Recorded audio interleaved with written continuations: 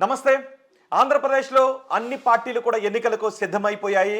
ఈ నేపథ్యంలో పొత్తులు, ఎత్తులు, సీట్ల సర్దుబాటు అన్నీ కూడా కుదిరింది. ఇక సీట్లను అనౌన్స్ చేసేటప్పుడు, అభ్యర్థులను అనౌన్స్ చేసేటప్పుడు టీడీపీ, జనసేన కొన్ని అసంతృప్త జ్వాలలను ఎదుర్కొంటున్న పరిస్థితి కనిపిస్తోంది. మరోవైపు వైసీపీ వైనాట్ 175 అంటూ సిద్ధం సభలతో దూసుకువెళ్తున్న పరిస్థితి కనిపిస్తోంది. ఇలాంటి పరిస్థితుల్లో ఆంధ్రప్రదేశ్లో ఉన్న ప్రస్తుత రాజకీయ పరిస్థితులు, పరిణామాలపై విశ్లేషించడానికి ప్రొఫెసర్ నాగేశ్వర్ మనతో ఉన్నారు. నమస్తే నాగేశ్వర్ గారు. నాగేశ్వర్ గారు, ఆంధ్రప్రదేశ్లో ప్రస్తుతం రాజకీయ వేడిని అన్ని పార్టీలు కూడా సృష్టిస్తున్నాయి. ఒక్కసారి మనం పొత్తులో ఉన్న పార్టీలను చూసినట్లయితే జనసేన మొదటగా 24 అసెంబ్లీ స్థానాలకు 3 లోక్సభ స్థానాలకు అంగీకరించినప్పుడు ఇన్ని తక్కువ అని అన్నారు. కానీ ఆ తర్వాత బీజేపీతో పొత్తు కుదిరిన తర్వాత ఒక లోక్సభ స్థానాన్ని తగ్గించుకోవాల్సి వచ్చింది, 2 అసెంబ్లీ స్థానాలను తగ్గించుకోవాల్సి వచ్చింది. ఎలా చూడాలి దీన్ని? అక్కడికన్నా ఇంకా ఏంటంటే ఆ తగ్గించుకున్న తర్వాత కూడా ఆ 21 మందిలో మళ్ళీ ఇప్పుడు భీమవరం నుంచి టీడీపీ అభ్యర్థి జనసేన అభ్యర్థిగా పోటీ చేస్తున్నాడు. పేరుకైన జనసేన అభ్యర్థి, కానీ ఇందాక మొన్న తెలుగుదేశం నుంచి జనసేనకు చేరాడు. సో అందువల్ల జనసేన తరఫున కూడా టీడీపీ అభ్యర్థులే పోటీ చేస్తే బీజేపీలో కూడా ఒక వర్గం ఇప్పుడు చెప్పేది అదే, పేరుకు మా బీజేపీ తరఫున వీళ్ళు పోటీ చేస్తారండి, కానీ వీళ్ళంతా ముందే మా పార్టీలోకి చంద్రబాబు నాయుడు పంపించేశాడు, వాళ్ళంతా బీజేపీ అభ్యర్థులుగా పోటీ చేసే టీడీపీ వారు అని కూడా బీజేపీలో ఒక వర్గం బలంగా వాదన పెడుతోంది. అందువల్ల అందులో ఇప్పుడు బీజేపీకి ఇచ్చిన సీట్లను బట్టి చూస్తే జనసేన పోటీ చేసే తక్కువ సీట్లున్న విమర్శ చాలా కాలంగా ఉంది. ముఖ్యంగా హరిరామజోగయ్య, ముద్రగడ పద్మనాభం లాంటి కాపు నేతలు లేఖల మీద లేఖలు రాశారు. కనీసం 50 సీట్లు ఒప్పుకోవాలి, 60 సీట్లు ఒప్పుకోవాలి, పవన్ కళ్యాణ్ ముఖ్యమంత్రి పదవి 2.5 ఏళ్ళు అడగాలి అంటూ జనసేన మద్దతుదారులు, కాపు నేతలు డిమాండ్ చేస్తూ వచ్చారు. దానికి కారణం ఏంటంటే ఇవాళ పవన్ కళ్యాణ్కి అవసరం ఉన్నమాట నిజం. ఆయన జనసేన బలంగా అసెంబ్లీలో ప్రవేశించాలి అంటే కేవలం బీజేపీతోనే పొత్తు పెట్టుకుంటే ఉపయోగం లేదు. జనసేన బీజేపీ కలిసిన ఎమ్మెల్యేలు గెలవడం అంత సులభం కాదు. అందువల్ల టీడీపీతో కలిస్తే తమకు అసెంబ్లీలో ఎంట్రీ ఉంటుంది అన్నది పవన్ కళ్యాణ్ వ్యూహం. ఆ వ్యూహము వరకు నిజమే. కానీ ఈరోజు పవన్ కళ్యాణ్కు అసెంబ్లీలో కొంత రెస్పెక్టబుల్ నెంబర్తో ప్రవేశించడం అన్నదానికన్నా తెలుగుదేశానికి ఎన్నికలు జీవన్ మరణ సమస్య. నేను ఈ ఎన్నికల తర్వాత తెలుగుదేశం 2029లో చంద్రబాబు నాయుడు ఇదే స్థాయిలో క్రియాశీలకంగా ముందుండి నాయకత్వం వహించే అవకాశం వయసురీత్యా ఉండకపోవచ్చు. అప్పుడు నారా లోకేష్ వారసులవుతాడు. సో లోకేష్ వారసత్వం పైన ఇప్పటికీ తెలుగుదేశం వర్గాల్లో తీవ్రమైన అనుమానాలు ఉన్నాయి. మీకు తెలంగాణ, ఆంధ్రప్రదేశ్ కంపేర్ చేస్తే మనకు అర్థమవుతుంది. కేటీఆర్ను ఇక్కడ పార్టీ వర్కింగ్ ప్రెసిడెంట్ చేశాడు కేసీఆర్. చంద్రబాబు నాయుడు వర్కింగ్ ప్రెసిడెంట్గా లోకేష్ చేయలేకపోయాడు, ఆయన జనరల్ సెక్రటరీగానే పార్టీకి ఉన్నాడు. అలాగే ఇక్కడ కేటీఆర్ను సెకండ్ క్యాబినెట్లో నెంబర్ 2గా ప్రమోట్ చేశాడు. అందరికీ అర్థమైంది కేసీఆర్ తర్వాత ఆయనే అని. అన్ని శాఖలను రివ్యూ చేసేవాడు. మళ్ళీ గెలిస్తే ముఖ్యమంత్రిగా కేటీఆర్ అయ్యేవారని కూడా చర్చలు వచ్చాయి. కానీ అక్కడ లోకేష్కి ఆ రకమైన హోదా, ప్రత్యేక హోదా ఏమీ చంద్రబాబు నాయుడు ఇవ్వలేదు. కారణం ఇక్కడ 3 సార్లు అసెంబ్లీకి పోటీ చేసి కేటీఆర్ గెలిచాడు. లోకేష్ ఒకటేసారి అసెంబ్లీకి పోటీ చేసిన మంగళగిరిలో అది కూడా ఓడిపోయాడు. తర్వాత ఎమ్మెల్సీ అయి మంత్రి అయ్యాడు.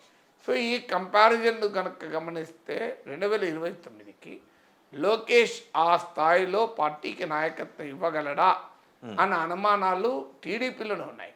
సో ప్రజల్లో ఈ మధ్య యువగలం యాత్ర ఇవన్నీ ఎన్ని తిరిగినా కూడా ఆ లీడర్షిప్ చంద్రబాబు నాయుడు ఖాళీ చేసే ప్లేస్ను, చంద్రబాబు నాయుడు క్రియాశీలకంగా నాయకత్వంలో లేనప్పుడు ఆ ప్లేస్ను ఫిల్ చేయగలిగే కెపాసిటీ లోకేష్కు ఉందా అనేటువంటి ప్రశ్నలు ఎదురవుతున్నాయి. దాంతోపాటు ఒక వర్గము జూనియర్ ఎన్టీఆర్ ప్రస్తావన తెస్తున్నారు. చాలా కాలంగా నారా కుటుంబము వర్సెస్ నందమూరి కుటుంబం నరేటివ్ ఉంది. చంద్రబాబు వర్సెస్ పురంధేశ్వరి, చంద్రబాబు వర్సెస్ హరికృష్ణ, ఇప్పుడు చంద్రబాబు వర్సెస్ జూనియర్ ఎన్టీఆర్ అనే దశకు కూడా వచ్చిన చర్చ. ఈ పరిణామాలన్నీ అధిగమించాలి అంటే టీడీపీ ఈసారి గెలవాలి. ఎందుకంటే ఓడిపోతే ఇవన్నీ కూడా ముసురుకుంటాయి సమస్యలని. అందువల్ల ఇది లైఫ్ అండ్ డెత్ క్వశ్చన్గా టీడీపీ భావిస్తుంది. ఇలాంటి సమయంలో జనసేన గనక కలిసి రాకపోతే అసలు అవుట్ ఆఫ్ క్వశ్చన్. అసలు రిజల్ట్ అనేది యాంటిసిపేటెడ్. వైసీపీకి క్లియర్ ఎడ్జ్ ఉంటుంది. వైసీపీ వర్సెస్ టీడీపీ మాత్రమే పోటీ ఉంటే మీరు ఏ సర్వే అయినా చూడండి, ఏ క్షేత్రస్థాయి అంచనా అయినా చూడండి, క్లియర్గా ఇంకా వైసీపీ ఇంకా తన ఆధిక్యతను కంటిన్యూ చేసుకుంది. అంటే 2019 నాటి రాజకీయ పరిస్థితుల్లో క్వాలిటేటివ్ చేంజ్ లేదు. అందువల్లనే టీడీపీ జనసేన కలుపుకుంది. లేకపోతే ఎవరెందుకు కలుపుకుంటారు? 170 సీట్లు తెలుగుదేశం పోటీ ఇస్తుంది కదా, సొంతగా గెలవగలిగే పరిస్థితి ఉంటే. అందువల్ల జనసేన కలుపుకున్నారు. సో ఇలాంటి అవసరం టీడీపీకి ఉండగా, అంటే టీడీపీ మనగడకే ఇవాళ జనసేన కీలకమైంది. అది కూడా చంద్రబాబు నాయుడు అరెస్ట్ అయినప్పుడు, రాజమండ్రి సెంట్రల్ జైల్లో ఉన్నప్పుడు తెలుగుదేశం నాయకుడిగా ఉన్నవారు ఎవరు ముందుండలేని పరిస్థితి. లోకేష్ వెళ్ళేమో నాయక కోవిదులతో చర్చిస్తున్నానంటూ వారాల తరబడి రాష్ట్రానికి ఆవల ఢిల్లీలో ఉండడము, తెలుగుదేశం కార్యకర్తలు నాయకులకు ఒక రకమైన క్రైసిస్, అట్లా లీడర్షిప్ క్రైసిస్ ఉన్న సమయంలో పవన్ కళ్యాణ్ ఎంటర్ అయి ఆ పార్టీకి విశ్వాసాన్ని, కాన్ఫిడెన్స్ ఇచ్చాడు. దీనికి ఉదాహరణే రాజమండ్రి సెంట్రల్ జైలు ముందు మధ్యలో పవన్ కళ్యాణ్, ఒకవైపు బాలకృష్ణ, మరోవైపు చంద్రబాబు నాయుడు మన ఫోటో కనబడుతుంది. So what does it indicate? Pavan కళ్యాణ్కి ఆ రకమైన కీలక పాత్ర పోషించాడు.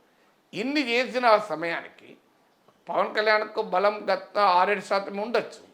కానీ పవన్ కళ్యాణ్ బలం 6-7% రాష్ట్ర వ్యాప్తంగా ఉన్న కొన్ని కాన్స్టిట్యున్సీలో 20% వరకు కూడా ఉంది. ఇది పవన్ కళ్యాణ్ కూడా చెప్పాడు. మండపేటలో మనకు 18% ఓటింగ్ వచ్చింది, ఇప్పుడైతే ఇంకా ఎక్కువ 25% దాకా ఉంటుందని. ఇలాంటి మండపేటలు చాలా ఉన్నాయి. తూర్పుగోదావరి, పశ్చిమ గోదావరి, కృష్ణా, గుంటూరు, ఆ పైన కొద్దిగా విశాఖ ఆనుకోని అనకాపల్లి వరకు.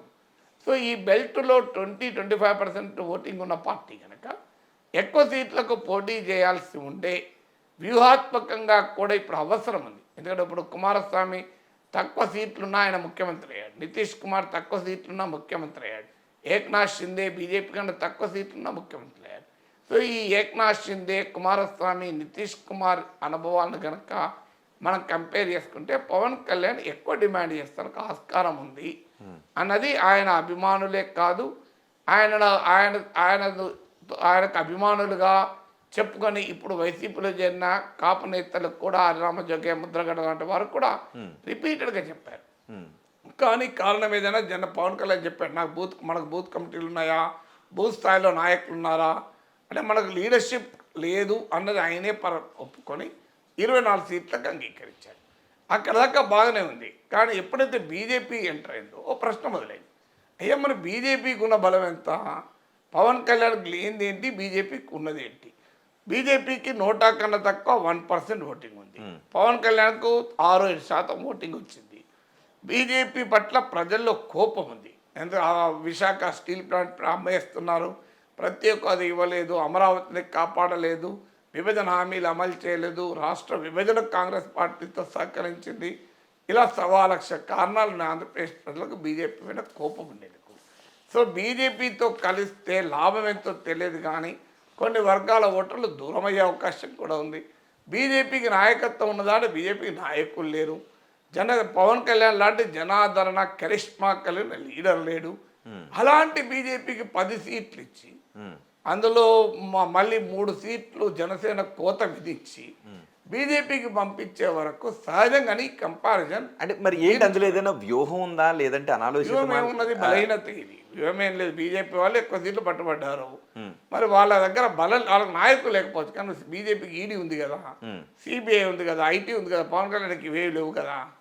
సో అందువల్ల ఈడీ, సిబిఐ, ఐటీ ఉన్న వాళ్ళకు ప్రీమియం రేట్ ఉంటుంది కదా. సో అందుకొరకు వాళ్ళకు 1% ఓటింగ్ ఉన్నా 10 సీట్లు ఇచ్చారు. మరి 7% ఓటింగ్ ఉన్న వాళ్ళకి ఎన్ని ఇవ్వాలి? 70 సీట్లు ఇవ్వాలి. ఆ లెక్క అంకగణిత లెక్కన, కెమిస్ట్రీ లెక్కన ఇంకెక్కువ ఉండాలి. ఎందుకంటే టీడీపీ రేపు ఇవాళ ఈ స్థాయిలోనైనా పోటీ ఇవ్వగలుగుతుందంటే జనసేన పుణ్యమే. మరి ఆ లెక్కలు పవన్ కళ్యాణ్ ఎందుకు వేసుకోలేదంటారు? పవన్ కళ్యాణ్ ఎందుకు వేసుకోవాలని ఆయన చెప్పాలి, నేను చెప్పలేను. కానీ వేసుకోవాల్సి ఉండే అని మాత్రం నేను చెప్పాలి. కరెక్ట్. సో దాంతో అంటే ఇది 24 సీట్లే ఉన్నప్పుడు కొంత చర్చ రాలే. ఎందుకంటే పవన్ కళ్యాణ్ బలమే అంతా అంత ఒప్పుకున్నాడు. బీజేపీతో కంపారిజన్ వచ్చినప్పుడు ఇబ్బంది అవుతుంది. మంత్రుల పరపక్షం అంటారు చూడండి.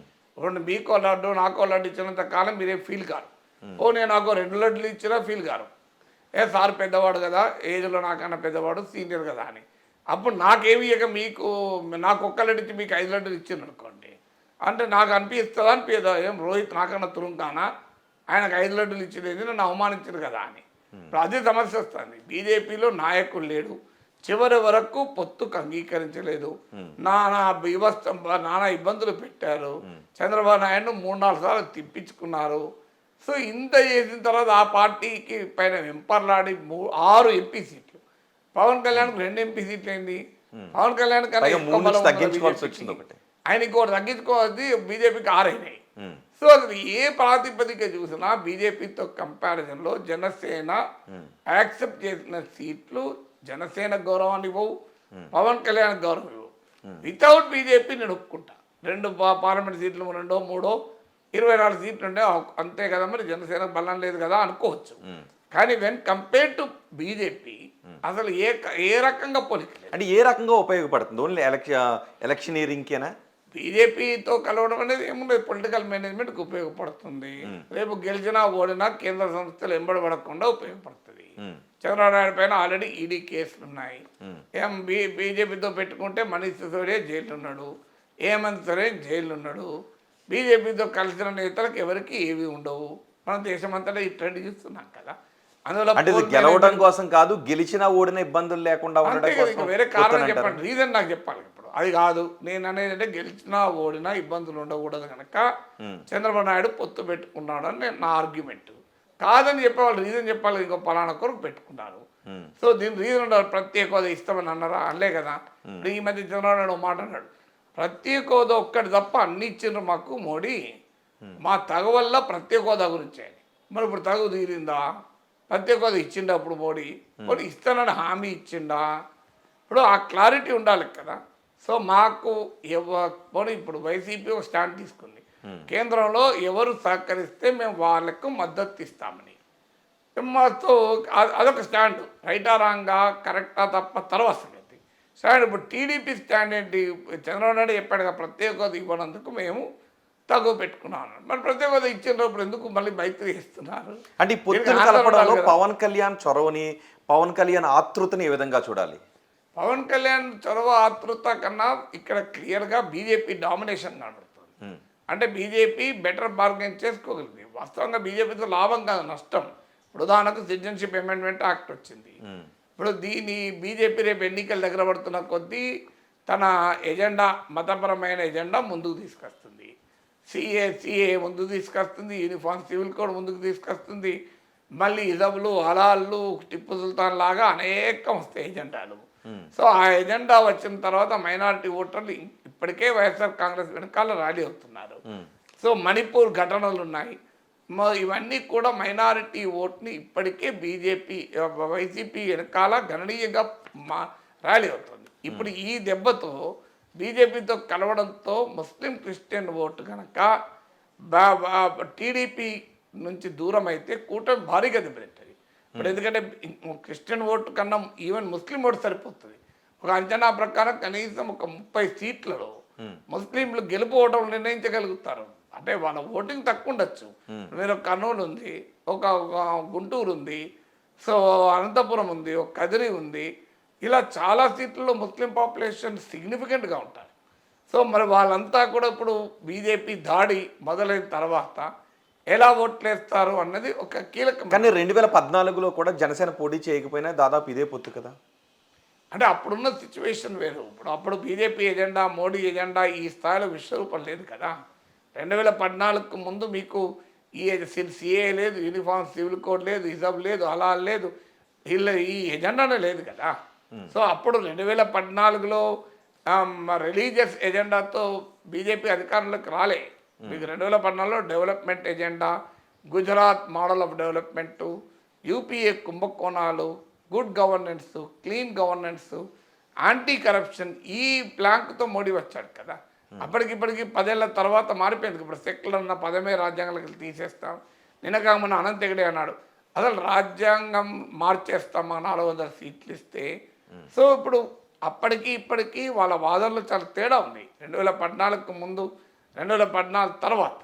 ఇప్పుడు అగ్రెసివ్ హిందుత్వ స్టాండ్ తీసుకొని జనంలోకి వెళ్ళినప్పుడు మరి మిగతా బీజేపీని అంగీకరించని ఓటర్లు, టీడీపీకి దూరం అయితే ఇప్పుడు 30 సీట్లలో గెలుపోవడం లెక్క కాదు, ఇంకొన్ని సీట్లలో 10,000 నుంచి 20,000 మంది ఉంటారని అంచనా.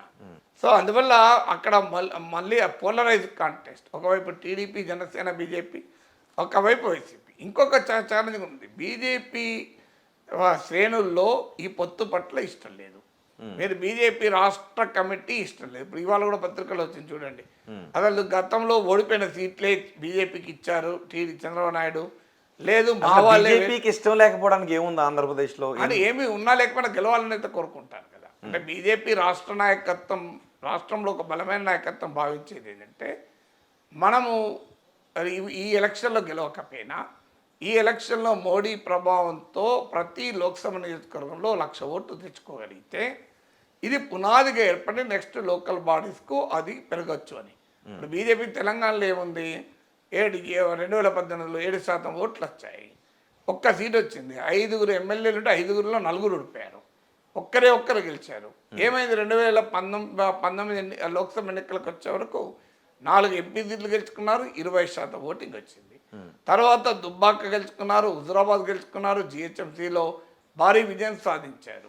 తర్వాత తెలంగాణలో వాళ్ళ స్వయంకృత అపరాధాల వల్ల దెబ్బతిన్నా కూడా 8 సీట్లు వచ్చాయి, 1 నుంచి 8 పెరిగింది, 7 నుంచి 14% పెరిగింది. అందువల్ల ఆంధ్రప్రదేశ్లో బీజేపీ నాయకత్వంలో ఒక బలమైన వాదన ఏంటంటే, మనం టీడీపీతో పోకూడదు, మనం ఓపిక పడితే 2029 వరకు బలం అవుతాం, అప్పుడు టీడీపీ బలహీనపడుతుంది, ఓడిపోవటం తర్వాత చంద్రబాబు నాయుడు క్రియాశీలకంగా నాయకత్వం ఉండడు, అప్పుడు మనము ఒక దెబ్బ కొట్టవచ్చు అనేది బీజేపీ అంచనా. ఇందుకు భిన్నంగా జాతీయ నాయకత్వం చంద్రబాబు నాయుడుతో వెళ్ళాలని నిర్ణయించుకున్నారు. ఇంకొక ఛాలెంజ్ కూడా ఉంది, అసలు టీడీపీ శ్రేణుల్లో బీజేపీ పట్ల అసలు పొత్తుకి ఇష్టమే లేదు. సో టీడీపీ శ్రేణుల్లో తీవ్రమైన వ్యతిరేకత, మామూలు వ్యతిరేకత లేదు, ఒక్క చంద్రబాబు నాయుడు తప్ప. నా డౌట్ పోలిట్ బ్యూరోలో కూడా ఎవరు బీజేపీతో పొత్తులు సాగించారు. ఎందుకంటే సింపుల్ లెక్క, బీజేపీతో పొత్తు పెట్టుకుని ఏమని జనాలకు చెప్పాలి? ఇప్పటిదాకా టీడీపీ నాయకులే టీవీలలో చెప్పారు కదా, ఇవాళ జగన్కు అన్ని రకాలుగా బీజేపీ అండగా ఉంది, జగన్ అప్పులు చేస్తుంటే, పథకాల కొరకు నిధుల కొరకు అప్పులు చేస్తుంటే కేంద్రం సహకరించింది, అమరావతి విషయంలో మోడీ చెప్తే కాదనేవాడా, మోడీ చెప్తే అమిత్ షా చెప్తే చంద్రబాబు నాయుడు అరెస్ట్ చేసేవారా, ఇలా రకరకాల ఫ్యాక్టర్స్లో టీడీపీ వాళ్ళే అన్న మాటలు ఇవన్నీ. ఎందుకంటే జగన్కు సహకరించింది మోడీ అని. ఇప్పుడు మళ్ళీ ఏం చెప్పుకొని తెలుగుదేశం పార్టీ జనంలోకి వెళ్తుంది, టీడీపీ శ్రేణులను ఎలా కన్విన్స్ చేస్తుంది? ఇప్పుడు వాళ్ళకి బలం ఎంత, అలా బలమైన ఎంపీ సీట్లు కూడా అడుగుతున్నారు వాళ్ళు. సో అందువల్ల ఈ ప్రాబ్లం బీజేపీలోకి కూడా ఉంది. అందువల్ల పొత్తుల వల్ల బీజేపీతో పొత్తు డెఫినెట్గా పెద్ద ఇష్యూ కాబోతుంది. ఓకే, పవన్ కళ్యాణ్ ఇష్యూని ఏ విధంగా చూడాలి? ఇప్పటికే పవన్ కళ్యాణ్ పైన చాలా విమర్శలు చేస్తూ వచ్చారు. అటు వైసీపీలో ఉన్న కాపు నాయకులు విమర్శలు చేశారు, ఆ తర్వాత చేగొండ హరిరామ్ జోగయ్య, ముద్రగడ పద్మనాభం లాంటి వాళ్ళు కూడా విమర్శలు చేశారు. వాళ్ళు కూడా వైసీపీ నేతలు. ఇప్పుడు ముద్రగడ వైసీపీలో అంటే ముందు నుంచి కోవట్లు అనుకోవాల్సిన అవసరం ఉందా, లేదంటే పవన్ కళ్యాణ్ విధానాలు నచ్చకే ఆ తర్వాత వెళ్ళారు అనుకోవాల్సిన అవసరం ఉంటుంది? రాజకీయాలలో కోవట్లు అందరు ఎవరికి కోవట్లు ఎవరు చెప్పలేము. బట్ జనసేన విధానాలు నచ్చకపోతే వైసీపీకి పోవాల్సిన అవసరం ఉన్నది, ఇంకో పార్టీకి పోకూడదా? జనసేనలో ఉండకూడదు, ఇండిపెండెంట్ ఉండకూడదా? అంటే జనసేన నచ్చకపోతే జగన్ దగ్గరికి వెళ్తే జగన్ నచ్చుతాడా? సో అది రాజకీయంగా అర్థం లేని ఆర్గ్యుమెంట్ అవుతాయి కదా. నీకు నచ్చకపోతే నువ్వే సొంత పార్టీ పెట్టుకో, నచ్చకపోతే వేరే ఇండిపెండెంట్గా ఉండు. నువ్వు నిన్నటిదాకా జనసేన అభిమానివి, ఇవాళ జగన్ అభిమానం అంటే రెండిట్లో సాధ్యమవుతాయండి. సో అది రాజకీయ అవకాశవాదం అవుతుంది కదా.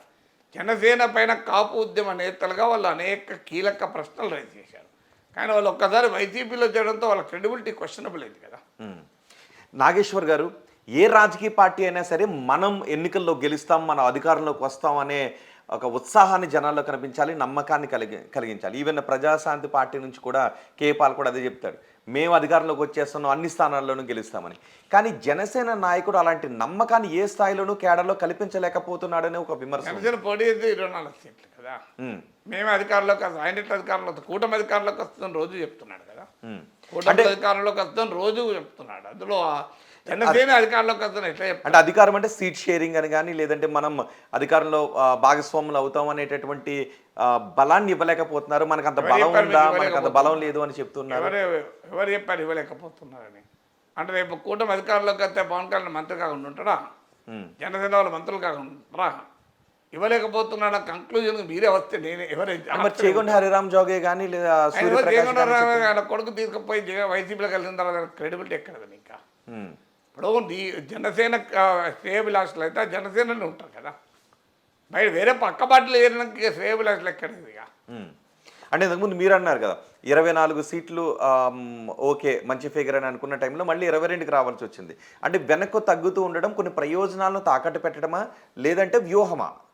అందులో వ్యూహం ఏముంటుంది, బీజేపీని అకామిడేట్ చేయాలి కనుక తగ్గించుకోవాల్సి వచ్చింది. అసలు జనసేనకు ఆ స్థాయిలో బలం లేదు అనేది మరోసారి రుజువైంది కదా. సో ఆయనకు అవకాశం ఉండి వ్యూహాత్మకంగా బాటర్ బార్గెన్ చేయాల్సి ఉండే కానీ చేయలేకపోయాడు అనేది క్లియర్. ఎందుకంటే నాయకత్వం లేదు అలా. సో జనసేనలో బలమైన నాయకులు ఎంతమంది ఉన్నారు. సో అలా అయితే బీజేపీతో పోల్చినప్పుడు ఈ సమస్య వచ్చింది, బీజేపీతో పోల్చినప్పుడు ఈ సమస్య వచ్చేది కాదు. సరే ఇక్కడ ఒక క్వశ్చన్ అరైజ్ అవుతుంది. 10 ఏళ్ల పార్టీ ప్రస్థానంలో పార్టీని సమర్థవంతంగా నిర్మించలేకపోయారు. దీనికి కారణం చంద్రబాబుని ముఖ్యమంత్రిని చేయాలనే ఉద్దేశమే మొదటి నుంచి పవన్ కళ్యాణ్లో ఉంది అని వైసీపీ నేతలు అంటున్నారు. అది వైసీపీ వారి వాదన. అప్పుడు పవన్ కళ్యాణ్కు ఆయన ముఖ్యమంత్రి కావాలంటే తప్ప చంద్రబాబు ముఖ్యమంత్రి కావాలని ఆయనకి ఎందుకు ఉంటుందండి. సో అది ప్రత్యర్థులు వాదిస్తారు, ఎవరైనా తాను ముఖ్యమంత్రి కావాలని కోరుకుంటారు కదా. సొంత పార్టీలోనే వేరే నాయకుడిని ముఖ్యమంత్రి కావాలని కోరుకోరు కదా. కానీ రియాలిటీ ఏంటంటే పవన్ కళ్యాణ్ ఆ రకంగా కేంద్రీకరించలే.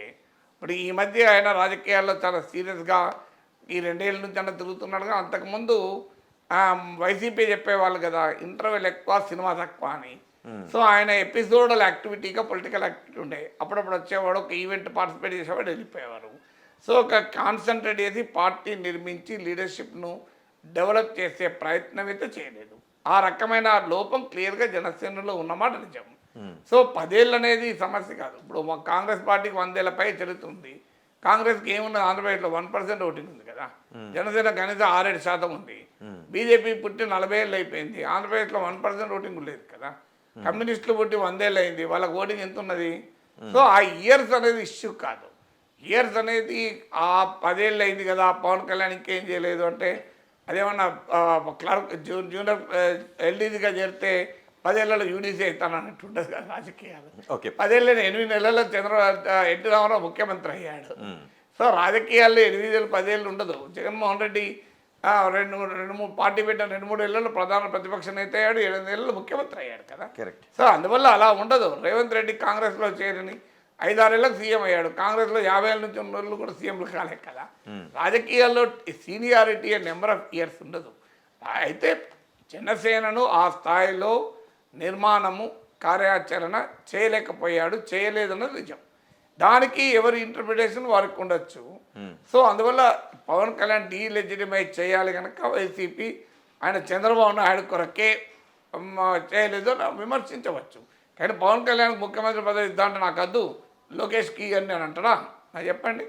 లేదు నాకు వద్దు, మీరే ఉంచుకోండి చంద్రబాబు నాయుడు అంటాడా? అవకాశం అయితే ఎవరైనా ముఖ్యమంత్రి పదవి కోరుకుంటాను కదా. ఓకే, ఇప్పుడు సీట్ల అనౌన్స్మెంట్ దగ్గరకు వచ్చేసరికి జనసేన అనౌన్స్ చేస్తున్నటువంటి సీట్ల విషయంలో కొంత గందరగోళం నెలకొంది. అలాగే టీడీపీ అనౌన్స్ చేస్తున్న సీట్ల విషయంలోనే గందరగోళం నెలకొంది. ముఖ్యంగా ఒకసారి మనం పిఠాపురం నుంచి చూసుకుంటే వర్మ నేను ఇండిపెండెంట్గానైనా పోటీ చేస్తాననే స్థాయిలోకి వస్తుంది. ఎలా చూడాలి దాన్ని? ఇప్పుడు ఏ పార్టీలో గందరగోళం లేదు నాకు చెప్పండి. ఒక పార్టీలో అభ్యర్థులు అనౌన్స్ చేసిన తర్వాత గందరగోళం లేని రాజకీయ పార్టీ పేరు చెప్పండి నాకు. ఎమ్మెల్యేలు అన్ని పార్టీలకు రిజైన్ చేస్తున్నారు కదా. ఇది ప్రతి పార్టీలో ఉండే సహజ పరిణామం. ఇప్పుడు వైసీపీ నుంచి కోటరెడ్డి శ్రీధర్ రెడ్డి ఎందుకు రాజీనామా చేశాడు, ఆనం రామనారాయణ రెడ్డి ఎందుకు రాజీనామా చేశాడు, మేకపాటి చంద్రశేఖర్ రెడ్డి ఎందుకు రాజీనామా చేశాడు, ఉండవల్లి శ్రీదేవి ఎందుకు రాజీనామా చేశాడు, అంటే వాళ్ళందరూ వైసీపీ ఎందుకు రాజీనామా సస్పెండ్ చేశారు కదా. సస్పెండ్ ఎక్కడ రాజీనామా చేశాక సస్పెండ్ చేశాడు. కర్నూలు ఎంపీ సంజయ్ ఎందుకు రాజీనామా చేశాడు, బాలశౌర్ ఎందుకు రాజీనామా చేశాడు, వాళ్ళ రామకృష్ణారెడ్డి ఎందుకు రాజీనామా చేసి మళ్ళీ వచ్చాడు. ఇంత పెద్ద లిస్ట్ చెప్పాలి. ఇంకా బోలెడు మంది రాజీనామా చేస్తారు కదా. వసంత కృష్ణప్రసాద్ ఎందుకు వెళ్ళిపోయాడు, సో పార్థసారథి ఎందుకు వెళ్ళిపోయాడు, సిట్టింగ్ ఎమ్మెల్యే మాజీ మంత్రి. సో అందువల్ల ఏ పార్టీలో లేదు గందరగోళం. ఇది మనం ఆబ్జెక్టివ్గా మాట్లాడాలి. గందరగోళం అన్ని పార్టీల్లోనూ గందరగోళం ఉన్నమాట నిజం. వెళ్ళిపోతున్నప్పుడు డెఫినెట్గా టీకాలు రాకపోతే అంటే వైసీపీ నుంచి కొంతమంది నాయకులు వెళుతున్నది జగన్ ఒక వ్యూహాత్మకంగా ముందుకు వెళ్తున్నారు. కొన్ని నియోజకవర్గాల అభ్యర్థులను మారుస్తూ వెళ్తున్నారు. సో అక్కడ ఇష్టం లేని వాళ్ళు అంతే కదా, అభ్యర్థులు సీట్ రాకపోతే కదా వెళ్ళేది. ఇప్పుడు వర్మ సీట్ ఇస్తాను వెళ్ళేవాడు టీడీపీ నుంచి. కానీ ఇక్కడ పొత్తులో భాగంగా సీటే గల్లంత అవుతుంది. ఇది ఏదైనా అల్టిమేట్గా బేస్ ఏంటి, సీట్ ఇవ్వనప్పుడు వెళ్ళిపోతారు. అందువల్ల రాంగ్ ఆర్గ్యుమెంట్ అది. అది ఏదో ఒక్క పార్టీలోనే గందరగోళం ఉంటుంది, ఇంకో పార్టీలో ఉండదు అంటే అనేది. బాలినేని శ్రీనివాసరెడ్డి జగన్కు దగ్గర బంధువు కదా, ఆయనే నిరసన వ్యక్తం చేశాడు కదా. మాగుంట ఎందుకు రాజీనామా చేశాడు ఎంపీ, వేమిరెడ్డి ప్రభాకర్ రెడ్డి ఎందుకు పోయాడు ఎంపీ, వీళ్ళంతా పోలేదా? అంటే ఇక్కడ జరుగుతున్నది ఏంటి అంటే మీరు వన్ సైడెడ్గా మనం ఎప్పుడూ ఆర్గ్యూ చేయకూడదు. ఓకే, సో క్లియర్ ఇంతమంది పేర్లు ఇంకా చెప్పమంటే చెప్తాను మీకు, ఇంకా మీరు ఇట్లనే మాట్లాడితే ఇంకా 10 పేర్లు చెప్తాను నేను. ఏం లాభం దానివల్ల? ఆర్గ్యుమెంట్ వల్ల ఉపయోగం లేదు. ఫ్యాక్ట్ ఏంటి, ఏ పార్టీలోనైనా సీట్లు రానప్పుడు వెళ్ళిపోతుంటారు. సో దాన్ని ఎలా క్రైసిస్ను మేనేజ్ చేసుకుంటారన్న దగ్గర లీడర్షిప్ ఉంటుంది. ఇప్పుడు జగన్మోహన్ రెడ్డి నుంచి కూడా వెళ్ళిపోయారు, కానీ ఆయన ఏం చేశాడు తెలివిగా, కాస్త ముందు నుంచే ఈ ఎక్సర్సైజ్ మొదలుపెట్టి అభ్యర్థుల్ని విడతల వారీగా మారుస్తూ, సర్వేల ఆధారంగా మారుస్తూ, వాళ్ళను కొంతమందిని అకామిడేట్ చేసుకునే ప్రయత్నం. ఇప్పుడు ఆళ్ళ రామకృష్ణారెడ్డి ఉన్నాడు, వెళ్ళాడు, మళ్ళీ వెనక్కి వచ్చాడు. సో కొంతమంది ఇక వాళ్ళు వెళ్ళినా నష్టం లేదు అనుకున్నప్పుడు వాళ్ళని వదిలేసుకోవడము, అంటే వాళ్ళు ఒకవేళ పోటీ చేసినా కూడా ఓడిపోతారు అని.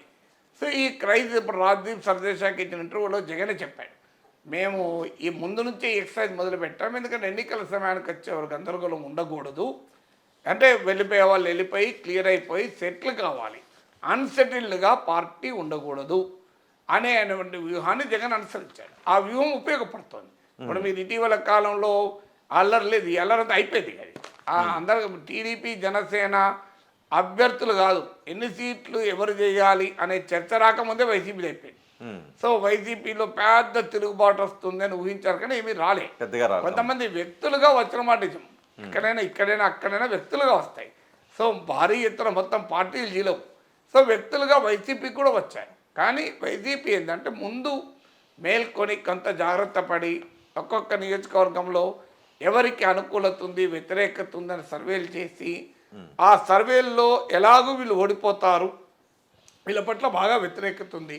అంటే యాంటీ ఇన్కమ్ అనేది 2 లెవెల్ ఉంటుంది, కాన్స్టిట్యున్సీ లెవెల్లో ఉంటుంది, స్టేట్ లెవెల్లో ఉంటుంది. స్టేట్ లెవెల్లో యాంటీ ఇన్కంబెన్సీ ఆ స్థాయిలో లేదు సంక్షేమ పథకాల వల్ల.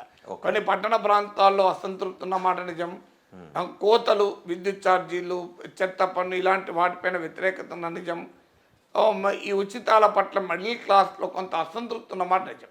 కానీ ఓవరాల్గా గ్రామీణ ప్రాంతాల్లో ముఖ్యంగా సంక్షేమ పథకాల విషయంలో సానుకూలత ఉంది. సో ఈ సానుకూలత ఉన్నప్పుడు కాన్స్టిట్యున్సీ లెవెల్ యాంటీ ఇన్కంబెన్సీ ఉంటే దెబ్బతింటారు. అంటే ఆ లోకల్ ఎమ్మెల్యే పట్ల బాగా వ్యతిరేకత ఉందనుకోండి, అతను ఓడిపోయే ప్రమాదం ఉంటుంది. అంటే పార్టీ పట్ల ప్రభుత్వం పట్ల అనుకూలత ఉన్నా కూడా, మీకు ఎగ్జాంపుల్ ఉండవల్లి శ్రీదేవి ఉంది, తాటికొండలో ఆమె పట్ల తీవ్రమైన వ్యతిరేకత ఉంది. సో ఆమెను మార్చిన వల్ల వైసీపీ లాభమే జరుగుతుంది తప్ప నష్టం జరగదు. ఇప్పుడు ఆళ్ళ రామకృష్ణారెడ్డి పట్ల వ్యతిరేకత ఉండే, అందువల్ల చిరంజీవిని పెట్టారు, ఆయన పట్ల కూడా కొంత వ్యతిరేకత వస్తుంది, మళ్ళీ ఆయన క్యాండిడేట్ మళ్ళీ అక్కడ మార్చారు. ఈ ఎక్సర్సైజ్ మొదటి నుంచి చేయడం వల్ల కొంత నిరసనలు వ్యక్తమైన అవి మేనేజబుల్ లిమిట్స్లో ఉంచుకోగలిగారు, కొంతమందిని మళ్ళీ అకామిడేట్ చేసుకోగలిగారు. ఆ డ్యామేజ్ కంట్రోల్ అయిపోయింది. టీడీపీ జనసేన చేసిన మిస్టేక్ ఏంటంటే బీజేపీ వస్తుందని, ఎవరో వస్తారని, ఏదో చేస్తారని వదిలి చూసి మోసపోకుమా అన్నట్లు ఆ బీజేపీ కోసం పడిగాపులు కాసి ఎట్టకేలకు బీజేపీ జనసేన టీడీపీ కలుసుకున్నాక ఇంకా లేట్ అవుతుందని వీళ్ళు సీట్లు కూడా ప్రకటించారు. 94 టీడీపీ, 24 జనసేన అని. మళ్ళీ తర్వాత బీజేపీ వచ్చినాక దానికి మళ్ళీ కోతలు పెట్టి, తర్వాత అభ్యర్థులు పెట్టిన తర్వాత కూడా మొదలు భీమవరం అని, తర్వాత పిఠాపురంకు మారి అసలు ఎమ్మెల్యేగానే చేయడు పవన్ కళ్యాణ్ ఎంపీ అని ఇవన్నీ చేశారు. చేసినప్పుడు చివరకు పిఠాపురం అనౌన్స్ చేసే ముందైనా టీడీపీ అక్కడ ఎవరు ఆస్పిరెంట్, మెయిన్ లీడర్ ఇప్పుడు వర్మ ఉన్నాడు, ఆయనను పిలిపించుకొని మాట్లాడి అకామిడేట్ చేసి పవన్ కళ్యాణ్ వచ్చే టైంకు క్లియర్ చేయాలి ట్రాఫిక్ అంతా. ఇప్పుడు ముఖ్యమంత్రి వస్తాడనుకోండి, మున్సిపాలిటీ వాళ్ళు వెళ్ళి మొదలు అక్కడ ఫుట్పాత్ల మీద ఉన్న షాపులు అవన్నీ తీసేస్తారు, శానిటేషన్ వాడు వచ్చి రోడ్ అంతా క్లీన్ చేస్తారు, తర్వాత ట్రాఫిక్ పోలీసులు వచ్చి ట్రాఫిక్ అంతా క్లియర్ చేస్తారు. అప్పుడు మెల్లగా ముఖ్యమంత్రికి కాన్వాయ్ వస్తుంది. ముఖ్యమంత్రి కాన్వాయ్ వచ్చే సమయానికి రహదారి ట్రబుల్ ఫ్రీగా ఉంటుంది. సో అంటే సీమ్లెస్గా ముఖ్యమంత్రి వెళ్ళేటట్టు. సో పవన్ కళ్యాణ్ పిఠాపురం వచ్చే వరకు ఈ పనంతా టీడీపీ చేయాలి. ఏ నిరసన లేకుండా, ఏ అసంతృప్తి రాకుండా, ఎవరైనా వ్యతిరేకులు ఉంటే వాళ్ళతో మాట్లాడి అకామిడేట్ చేసుకొని వారికి ఇంకో సీట్ ఇవ్వడమో లేకుంటే వేరే ఏదైనా హామీ ఇవ్వడమో, అప్పటికి వాళ్ళు వినకపోతే వాళ్ళని పార్టీ నుంచి పక్క పెట్టడము. సో టీడీపీ ఈ పని అంతా చేసి పిఠాపురంలో పవన్ కళ్యాణ్ అనౌన్స్ చేసి ఉంటే గౌరవంగా ఉండేది. ఓకే, ఆ ప్రక్రియ మరి జరిగి కూడా ప్రయత్నించి కూడా చేయలేకపోయారా? ప్రయత్నించిన తర్వాత కూడా వాళ్ళు మళ్ళీ తిరగబడ్డారా తెలియదు. కానీ ఆ ప్రయత్నం ఇక్కడ జరిగినట్టు ఆ కనిపిస్తుంది. రాంగ్ జరిగిందా జరగలేదా అని మీకు నాకు చెప్పి చేయరు కదా, కూర్చొని పెట్టి కెమెరాల ముందు చేయరు కదా. జరిగిందా లేదా మనకు తెలియదు, కానీ జరిగింది జరగలేదన్నది అప్రస్తుతం. జరగకూడదు అయితే జరిగింది కదా. అంటే పిఠాపురంలో పవన్ కళ్యాణ్ రాకను వ్యతిరేకిస్తూ టీడీపీలో ఒక బలమైన వర్గం అసంతృప్తి వ్యక్తం చేయడం, కరెక్ట్, ఇద్దరు రెండు పార్టీల పొత్తు పైన ప్రశ్నలు లేవనెత్తుతాయి. జనసేనలో అనవసరం అనుమానాలకు కారణమవుతుంది. పవన్ కళ్యాణ్ కూడా సమస్యాత్మకంగా మారుతుంది కదా. అంటే ఇక్కడ దాన్ని బేస్ చేసుకుని కొన్ని చర్చలు జరుగుతున్నాయి, కొంత రచ్చ జరుగుతుంది. వాస్తవాలు అవాస్తవాలు. టీడీపీ ఈ విధంగా జనసేన క్యాండిడేట్లు పోటీ చేసిన చోట కొన్ని వ్యూహాత్మకంగా జనసేనకు ఓట్లు పడకుండా వ్యవహరిస్తుంది, జనసేన కొన్ని అభ్యర్థులను ఓడించే ప్రయత్నం చేస్తుంది అని వైసీపీ వాళ్ళు కొంతమంది అంటున్నారు. ఎవరైతే జనసేనాన్ని తక్కువ సీట్లు తీసుకున్నారు అని వ్యతిరేకిస్తున్న వాళ్ళు అంటున్నారు. ఓడించే ప్రయత్నం జనసేన అభ్యర్థులు టీడీపీ ఓడించే ప్రయత్నం వైసీపీలు ఎందుకు విమర్శించాలి? ప్రశాంతంగా ఉండొచ్చు కదా. ఎవరికి వెళ్తారు వాళ్ళే కదా గెలిచేది. టీడీపీ వెళ్ళి జనసేన అభ్యర్థులు కూడా ఓడిస్తుంటే వైఎస్ఆర్ కాంగ్రెస్కి అభ్యంతరం ఏమి ఉండాలి? ఎందుకుంటుంది? వాళ్ళే కదా గెలిచేది. అంటే మీరు చెప్తున్న వాదన ఎంత అర్థరహితంగా ఉంది అంటే, జనసేన అభ్యర్థులు ఓడించి జగన్మోహన్ రెడ్డి అభ్యర్థులు చంద్రబాబు నాయుడు గెలిపిస్తాడా? అంటే ఎందుకంటే మొదటి చంద్రబాబు నాయుడు జగన్మోహన్ రెడ్డికి రహస్య ఒప్పందం ఉందా? అరే నాకు అర్థం కాని అంశం. ఇప్పుడు జనసేన అభ్యర్థులు ఓడిపోతే ఎవరికి లాభం చెప్పండి? ఎవరు గెలుస్తారు అక్కడ? వైసీపీ గెలుస్తుంది కదా. అంటే వైసీపీ గెలిస్తే చంద్రబాబు నాయుడు లాభమా, టీడీపీ లాభమా? మరి కొంతమంది కాపు నాయకులు టీడీపీపై విమర్శలు చేస్తూ ఇదే చేశారు. మీరు 24 సీట్లు తీసుకున్నారు, లేదంటే 21. వాళ్ళు ఎవరు కాంపిటీషన్ ఇప్పుడు ఎక్కడ ఉన్నారు? ఏ పార్టీలు ఉన్నారు? తటస్థంగానే ఉన్నారు పార్టీ. ఎవరు తటస్థంగా? ముద్రగడ తటస్థంగా ఉన్నాడా? అరుణామజోగ తటస్థంగా ఉన్నాడా? కొంతమంది దాసర్ రాము లాంటి వాళ్ళు వ్యక్తులుగా నాకు తెలియదు, కానీ ఫండమెంటల్ పాయింట్ ఏంటంటే కామన్ సెన్స్ చెప్తుంది కదండి. జనసేన అభ్యర్థులు ఓడిపోతే ఎవరు గెలుస్తారు చెప్పండి నాకు? ఎవరు గెలుస్తారు? వైసీపీ. మరి వైసీపీ గెలుపు చంద్రబాబు నాయుడు కోరుకుంటాడా? అంటే జగన్కు చంద్రబాబు నాయుడు రాష్ట్ర ఒప్పందం ఉందా? ఉంటుందా? సాధ్యమా? అంటే జనసేన క్యాడర్ ని కొంత కన్ఫ్యూజన్ చేయడానికి ఒక వ్యూహాత్మకంగా వెళ్తున్నారు జగన్మోహన్ రెడ్డి గెలిపించే వ్యూహమా? జగన్మోహన్ రెడ్డి గెలిపించే వ్యూహం చంద్రబాబు నాయుడు చేస్తారా? అసలు ఇంత మూర్ఖత్వం కదా వాదన. ఇప్పుడు టీడీపీ గెలవాలని కోరుకుంటుంది, జనసేన గెలవాలని కోరుకుంటుంది. జనసేన ఓడిపోవాలని టీడీపీ జనసేన పోటీ చేసే 21 స్థానాల్లోనూ టీడీపీ ఖచ్చితంగా పూర్తి స్థాయి సపోర్ట్ చేస్తుంది అనుకోవడానికి అవకాశం ఉంది. సపోర్ట్ చేయకపోతే ఎవరికి లాభం? ఎవరికి లాభం? జగన్మోహన్ రెడ్డి వైసీపీ లాభం అని చెప్పని టీడీపీ ఎందుకు చేస్తారు? నాకు నిజంగా అర్థం కూడా కాదు క్వశ్చన్. వైసీపీ గెలిపించే పని టీడీపీ చేస్తుందా? మీ లెక్క ప్రకారం చేస్తాను కదా ఆర్గ్యుమెంట్. సో జనసేనను ఓడించి జగన్మోహన్ రెడ్డి గెలిపించే పని చంద్రబాబు నాయుడు చేస్తారా? వైసీపీ వైసీపీ గెలుస్తుంది, బి జనసేన గెలుస్తుంది. టీడీపీ ఏం కోరుకుంటుంది చెప్పండి? సో ఈ వాదన చేసే వాళ్ళందరూ క్వశ్చన్ చెప్పండి. జనసేన అభ్యర్థున్నాడు, వైసీపీ అభ్యర్థుడు. టీడీపీ వాళ్ళు ఎవరు కావాలని ఎవరు గెలవాలని కోరుకుంటారు? వైసీపీకి వెళ్ళాలని కోరుకుంటుంది ఎక్కడన్నా? అసలు ఏ లాజిక్ అండి ఇది? ప్రాతిపదిక లేదు. సో ఆ వాదన తీసుకొచ్చిన వాళ్ళంతా ఖచ్చితంగా లాజిక్ లెస్ గానే వాదన తీసుకొచ్చారు. వైసీపీ గెలవాలని కోరుకుంటారా, జనసేన గెలవాలని టీడీపీ వాళ్ళు కోరుకుంటారా? ఖచ్చితంగా టీడీపీ గెలవాలని కోరుకుంటారు. లేదు కదా అక్కడ జనసేన గెలవాలని, జనసేన గెలవాలి. మరి చర్చ ఎక్కడిది? జనసేన ఓడించి అలాంటి టీడీపీ చూస్తుంది అంటే ఇలాంటి వాదనల వల్ల జనం నమ్మరు. ఇలాంటి వాదనలు సెల్ఫ్ గోల్లు కట్టి ఎవరు నమ్ముతారండి ఈ వాదనలు? టీడీపీలో ఎవరైనా వ్యక్తులుగా తమ సీట్లు రాని వాళ్ళు, వర్మ లాంటి వాళ్ళు తిరుగుబాటు చేయడం వేరు. చంద్రబాబు నాయుడు కుట్రలు పని పవన్ కళ్యాణ్ ఓడిస్తాడు, జనసేన ఓడిస్తాడు, జగన్ గెలిపిస్తాడని చెప్పడమే ఆ మాట. ఒకవేళ అదే నిజమైతే వైసీపీలో ఏం విమర్శ కూడా చేయరు. ఎందుకు చేస్తాడు? వాళ్ళే గెలుస్తా అంటే. ఇప్పుడు చంద్రబాబు నాయుడు జనసేన టీడీపీ జనసేన కొట్టుకుంటుంటే వైసీపీలో ఎంజాయ్ చేస్తారా, కొట్టుకుంటున్నా బాధపడతారా? కామన్ సెన్స్ చెప్తాను కదా. మరి ఎందుకు టీడీపీ నమ్మసఖ్యమైనటువంటి భాగస్వామి కాదు? ఇప్పుడు టీడీపీతో పొత్తు ఇప్పుడు ప్రమాదకరమైనటువంటి వాదనను కొంతమంది ఎందుకు తీసుకొస్తున్నారు? జనసేన టీడీపీని పొత్తు వ్యతిరేకించేవారు, వైసీపీలో కాపు నాయకులు కూడా అదే మాట చెప్పారు. వైసీపీ కాపు నాయకులు ఇంకేం చెప్తారు చెప్పండి? ఇప్పుడు ప్రత్యర్థులు ఇంకేం చెప్తారు? వైసీపీ కాంబినేషన్లో టీడీపీ జనసేన పొత్తు చాలా గొప్పదని చెప్తారా? ఉమ్, అసలు లాజిక్ లేదు. ప్రత్యర్థులు ఎవరైనా అంతే చెప్తారు, ఇంకేం చెప్తారు? ఇక ఇంతకంటే డిఫరెంట్ ఏం చెప్తారు చెప్పండి? ఉమ్, ప్రత్యర్థులు ఈ ఇద్దరు పొత్తు చాలా చారిత్రాత్మకమైన పొత్తు అని చెప్తారా? ఉమ్, సో టీడీపీ జనసేన పొత్తును చెడగొట్టాలి. ఆ పొత్తు ఒకవేళ కుదిరినా ఓట్ల బదిలీ కాకూడదు. ఉమ్, ఆ పొత్తు ప్రయోజనకరంగా ఫలప్రదంగా ఉండకూడదని కోరుకునే వాళ్ళు ఇలాగే టార్గెట్ చేస్తారు. ఉమ్, సమస్య ఏంటి అంటే టీడీపీ జనసేనకి ఇచ్చిన సీట్లలో మళ్ళీ ఎవరికైనా బీ ఫారంలు ఇస్తే అది తప్పు పట్టాలి, ఉమ్, డెఫినెట్గా తప్పు పట్టాలి.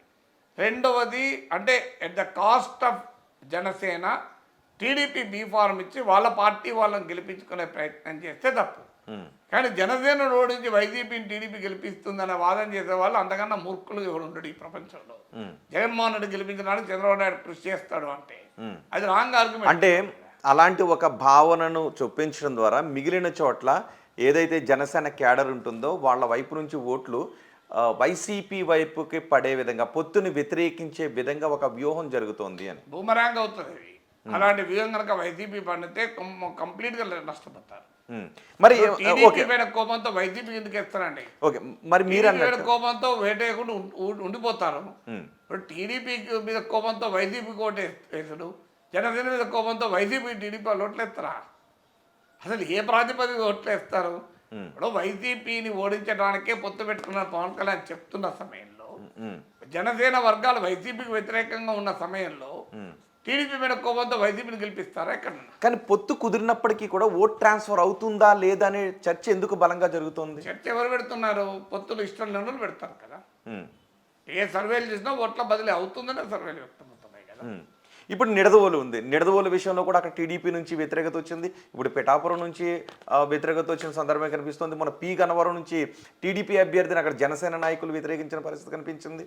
ఇటు రాజోల్లో ఒక్కొక్క కాన్స్టిట్యున్సీలో ఒక్కొక్క నిర్దిష్ట పరిస్థితులు ఉంటాయి. అట్లా కాన్స్టిట్యున్సీ వైజ్గా మనం అనాలిసిస్ చేయలేము. కానీ నిర్దిష్టంగా కొన్ని కాన్స్టిట్యున్సీలో అక్కడ ఆస్పైరింగ్ లీడర్స్ ఉంటారు. ఆ ఆస్పైరింగ్ లీడర్స్ వాళ్ళకి సీట్ రానప్పుడు కొంతమంది అడ్జస్ట్ అవుతారు, కొంతమంది అడ్జస్ట్ కారు. అక్కడున్న స్థానిక పరిస్థితుల బట్టి ఉంటుంది. కానీ పవన్ కళ్యాణ్ ఓడించడానికి చంద్రబాబు నాయుడు ప్రయత్నం చేస్తాడనే ఆర్గ్యుమెంట్ పెడితే అంతకన్నా తెలియదక్క ఆర్గ్యుమెంట్ ఎందుకు కూడా ఉండదు. రైట్. ఒక మంగళగిరి విషయం తీసుకుందాం. మంగళగిరి విషయంలో కూడా అభ్యర్థులను మారుస్తూ వచ్చారు.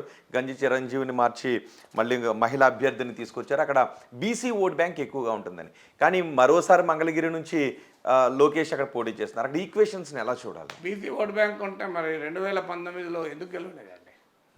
2019లో పోటీ రెడ్డి కమ్మ మధ్య ఉంటే బీసీ ఎందుకు ఎక్కడ పోయారు? బీసీలు అంతా పద్మశాలీలు ఎందుకు ఓడికెళ్ళలేదు? అలా అంటే బీసీ తెలంగాణలో 54% బీసీలు. ఎంతమంది ఎమ్మెల్యేలు ఉన్నారు బీసీ ఎమ్మెల్యేలు నాకు చెప్పండి? 40 మంది రెడ్లు ఎందుకు గెలిచారు? 54% బీసీలు ఉంటాయి. లాజిక్ ఉండాలి కదా. బండి సంజయ్ బీసీ కాదు ఎందుకు ఓడిపోయాడు? ఈయన బీసీ కాదు ఎందుకు ఓడిపోయాడు? ధనపతి అరవింద్ బీసీ కాదు ఎందుకు ఓడిపోయాడు? ఎంతమంది బీసీ నేతలు ఓడిపోయారు? బీసీ ముఖ్యమంత్రి నినాదం ఇస్తే బీసీలతో ఓడిపోయారు. అందువల్ల రాజకీయాల్లో అలా ఒక కులం ఆధారంగానే ఓటింగ్ పడుతుంది అనుకుంటే పొరపాటు. సో అక్కడ ఆళ్లరామకృష్ణారెడ్డి పట్ల కొంత అసంతృప్తి ఉంది అనే భావనతో చిరంజీవి పెట్టారు. పెట్టిన తర్వాత చిరంజీవి పట్ల కూడా సర్వేలో కొంత నెగిటివ్ వచ్చిన తర్వాత మళ్ళీ మార్చారు. అంతే తప్ప అక్కడ బీసీలంతా ఒక పొలం ఒక్కవైపు వేస్తానంటే ఆంధ్రప్రదేశ్లో రెడ్ల రాజ్యం కమ్మల రాజ్యం ఎందుకుంటే చెప్పండి? బీసీల రాజ్యం ఉండాలి కదా. మొత్తానికి ఈ పొత్తు కరెక్టేనంటారా? ఏ పొత్తు? టీడీపీ జనసేన బీజేపీ అంటే జనసేన టీడీపీ పొత్తు మొదటి నుంచి కూడా వైసీపీకి వ్యతిరేకంగా ఓటు చీలకూడదు అని ఒక పొలిటికల్ నెరేటివ్ ఆధారంగా పొత్తుకొల్లారు. రాజకీయాల్లో తాము ఒక్కరమే ఓడించలేమనుకున్నప్పుడు ఇతరుల సహకారం తీసుకొని ఎన్నికల్లో పోటీ చేస్తుంటారు. దేశవ్యాప్తంగా ఇలాంటి పొత్తులు అనేకం ఉన్నాయి. టీడీపీ జనసేనలు మాత్రమే ఈ పొత్తులు మొదలు పెట్టలేదు. ఈ జగన్మోహన్ రెడ్డి ఫాదర్ అయిన రాజశేఖర్ రెడ్డి లాంటి స్ట్రాంగ్ లీడర్ కూడా 2004లో వామపక్షాలతో టీఆర్ఎస్తో పొత్తు పెట్టుకుని గెలిచాడు, ముఖ్యమంత్రి అయ్యాడు. 2009కి వచ్చే వరకు సొంతగా పోటీ చేసి గెలిచాడు.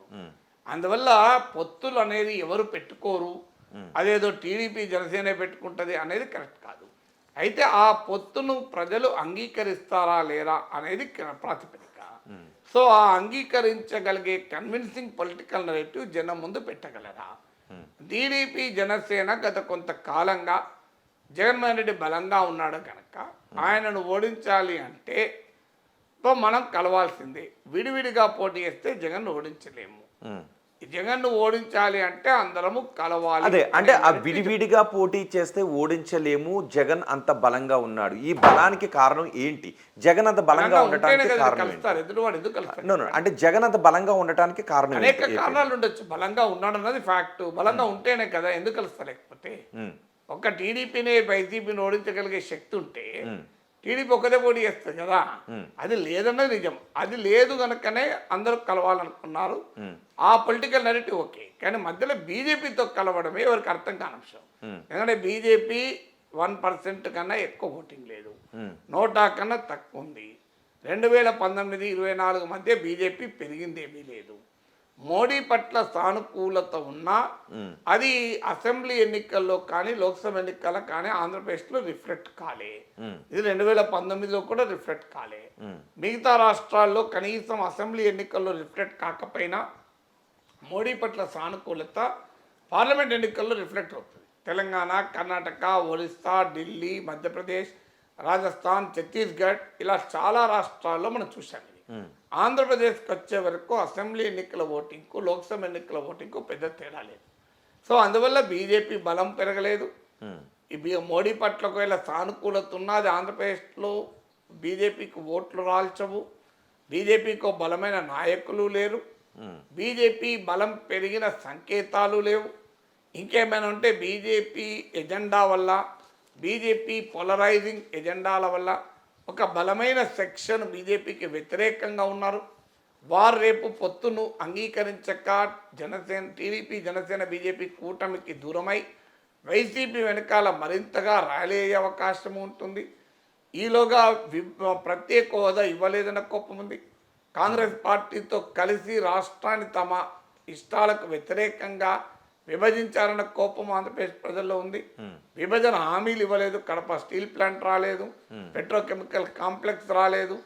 అమరావతి విషయంలో కేంద్ర ప్రభుత్వ వైఖరి పట్ల ప్రజల్లో కోపం ఉంది.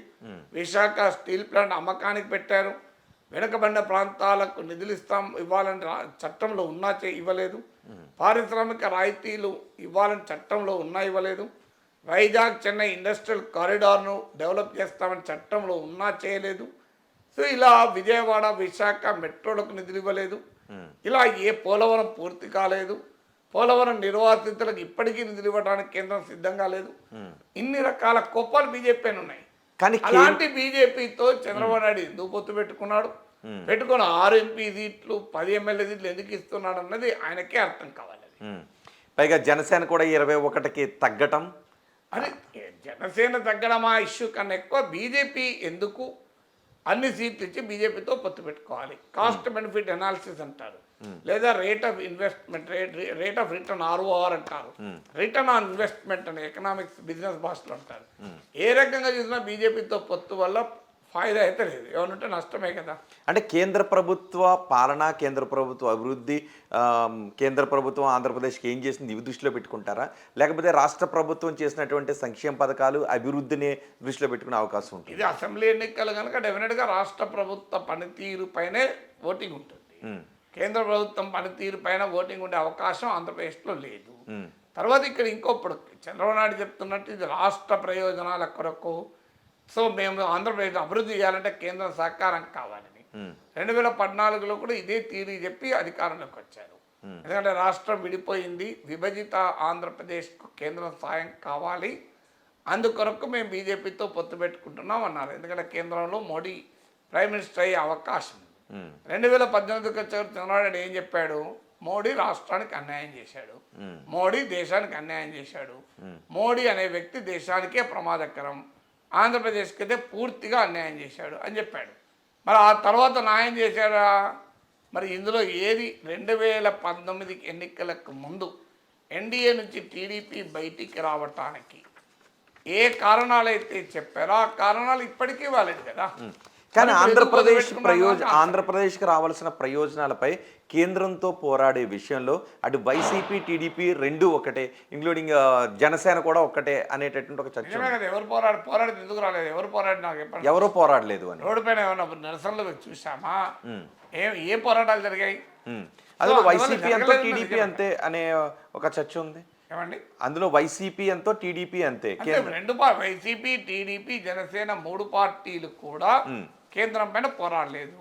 జనసేన ఎన్డీఏలోనే ఉంది, పోరాడమని అవకాశమే లేదు. వైసీపీ టీడీపీ 2 పార్లమెంట్లో ఒకే రకంగా ఓటేసాయి కదా. మీరు 2019 నుంచి 24 వరకు చూడండి, మీరు ఇంక్లూడింగ్ లేటెస్ట్గా అవిశ్వాస తీర్మానం విషయంలో కూడా వైసీపీ టీడీపీ 2 బీజేపీకి అనుకూలంగా ఓటేశాయి. 2019 ముందు ఈ 2 పార్టీలు పోటీపడి అవిశ్వాస తీర్మానం పెట్టాయి మోడీ ప్రభుత్వం. ఇప్పుడు మోడీ ప్రభుత్వానికి పోటీపడి మద్దతు ఇచ్చాయి కదా. సో ఇప్పుడు ఆంధ్రప్రదేశ్లో పొత్తుల ప్రభావం చూపిస్తుందా, లేకపోతే రాష్ట్ర ప్రభుత్వం చేసిన సంక్షేమ పథకాలు ఫ్యాక్టర్స్ ఉంటాయి. ఇప్పుడు దోశ వాళ్ళ టేస్టీ ఉంటుందా, చట్నీ ఉంటే టేస్ట్ ఉంటుందా, పొడి నెయ్యి ఉంటే టేస్ట్ ఉంటుందా, హోటల్ అంబియన్స్ మంచిదా, అది కడుపులో ఆకలి అయితే టేస్ట్ ఉంటుందా అంటే అన్నీ ఉంటాయి కదా. సో ఒక్కటే ఉంటుందా? అంటే నిజానికి పొత్తు ఎప్పుడు పెట్టుకుంటారు అంటే, మనం అంత బలంగా లేము, ప్రత్యర్థి చాలా బలంగా ఉన్నాడు అనుకున్నప్పుడే సహజంగా పొత్తు అవసరమైనది ఏర్పడుతుంటుంది. సో ఆంధ్రప్రదేశ్లో అభివృద్ధి అంతగా జరగలేదు అని చర్చ జరుగుతూ ఉన్నప్పటికీ కూడా సంక్షేమ పథకాల విషయాన్ని ఆధారంగా చేసుకునే ఎన్నికలకు వెళ్తుందా వైసీపీ? అది ఓపెన్గా చెప్తున్నారు కదా, జగన్మోహన్ రెడ్డి చెప్తున్నప్పుడు ప్రశ్న ఎక్కడది అది. సో మీరు ఇంటింటికి వెళ్ళి చెప్పండి, జగన్ అన్న గెలిస్తేనే పథకాలు ఉంటాయి, అందువల్ల పథకాల నుంచి ఓటేయండి వైసీపీ చెప్తున్నప్పుడు ఇంకా ఆ ప్రశ్నకు ఆన్సర్ అండర్స్టూడ్ కదా. Right, thank you very much Nageswar గారు. ఆర్టీవీకి అందుబాటులోకి వచ్చి ఆంధ్రప్రదేశ్ ప్రస్తుత రాజకీయాలు పరిణామాలపై మీ విశ్లేషణ అందించినందుకు. ఇవి ఆంధ్రప్రదేశ్ ప్రస్తుత రాజకీయాలపై ప్రొఫెసర్ నాగేశ్వర్ గారి విశ్లేషణ. తాజా సమాచారం కోసం చూస్తూనే ఉండండి ఆర్టీవీ.